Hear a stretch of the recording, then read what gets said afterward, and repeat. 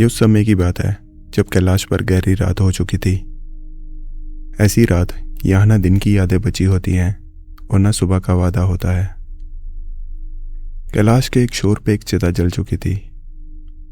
आग अब शांत हो रही थी, लकड़ियां टूट चुकी थी और जो बचा था वो भस्म थी।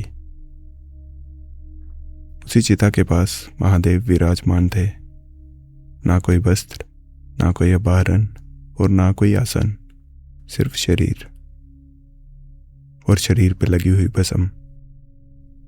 महादेव ने भस्म को हाथों में लिया और अपने अंगों पे मल लिया जैसे कोई चीज अपनी ही हो। उसी रात देवलोक में चर्चा हो रही थी। देव सोच में पड़े हुए थे। कुछ कहते थे महादेव सब कुछ त्याग चुके हैं और कुछ कह रहे थे कि वे सब कुछ धारण कर सकते हैं। पर कोई ये नहीं कह पा रहा था कि महादेव को दिया क्या जाए। आखिर निर्णय हुआ स्वर्ण, जो देवों के लिए सबसे श्रेष्ठ माना जाता था, जो राजाओं का मान होता था और जो शक्ति का प्रतीक होता था। देवों ने स्वर्ण इकट्ठा किया, हीरे, मणि, रतन सब साथ लिए और कैलाश की ओर चल पड़े।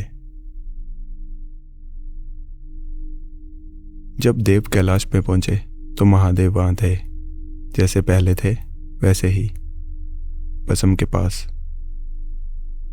देवों ने स्वर्ण समर्पित किया। किसी ने कहा, यह आपके लिए महादेव। महादेव ने कुछ नहीं कहा।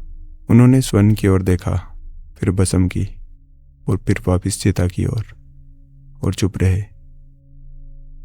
महादेव खड़े हुए।